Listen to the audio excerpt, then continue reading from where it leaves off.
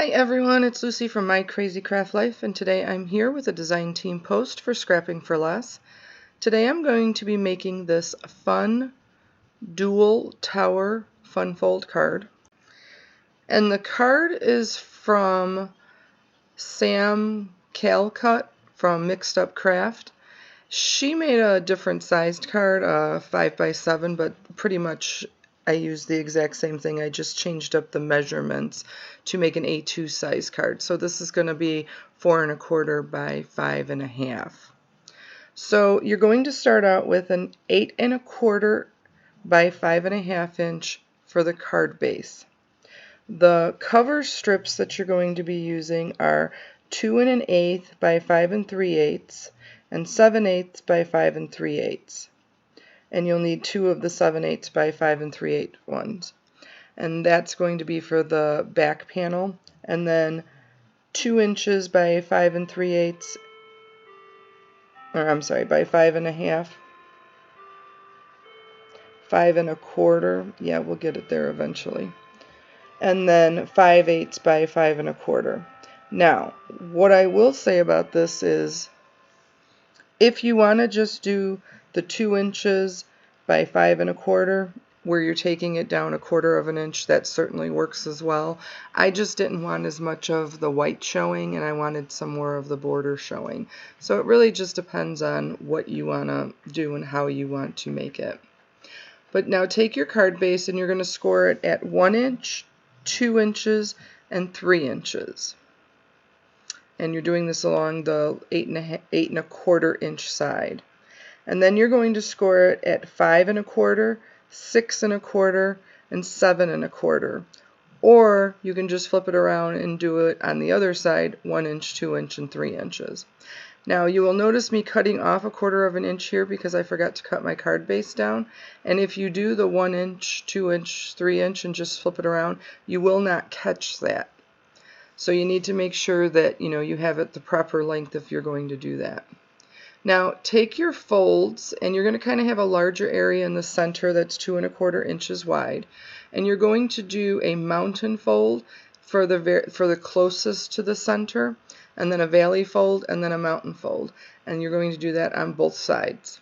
Mountain fold, valley fold, mountain fold, with the larger area in the center. And that is your whole card base. Now, you see the area when you flip it over and you have kind of that flap that's doubled? You're going to measure a 1/2 inch all the way down it. It's 5 1/2 inches, so it's perfect to do a 1/2 inch.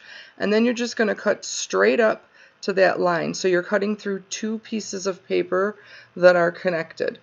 And you're going to do that on both sides where that flap is. So you still have the outside flap that's going to be straight, and then the center that's going to be straight.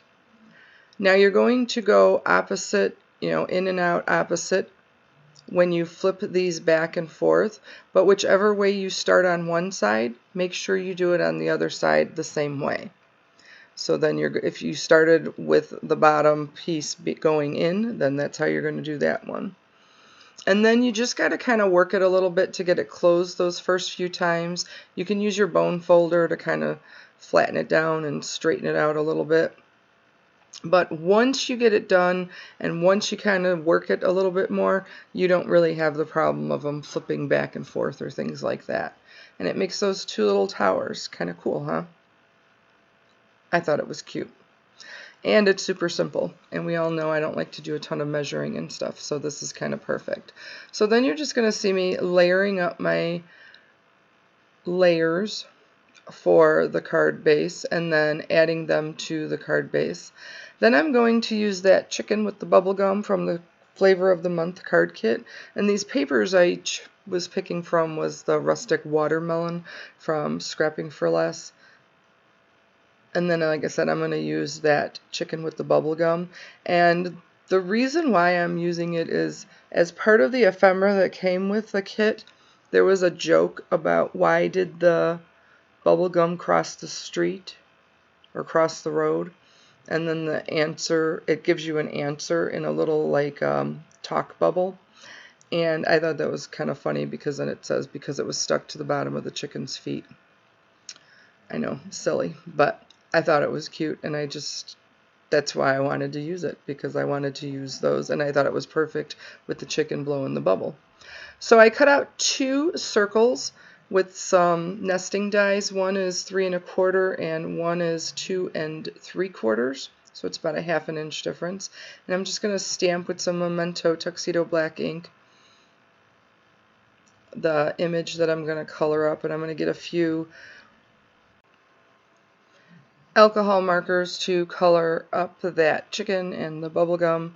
You can see I did not use a ton of colors. I used my warm grays just to do some highlighting on the chicken. The yellows I used for his feet, because you can't even see the beak or anything like that. And then that pink one for the bubble gum itself. So I'm just going to color that up real quick, and then I'm going to adhere it onto the circle. Now I did not pop any of this up. I thought about it, and I kind of went back and forth with it, and I decided against it. One thing you need to do is make sure that you do not adhere where the towers kind of are, where those back and forth, that kind of grid is.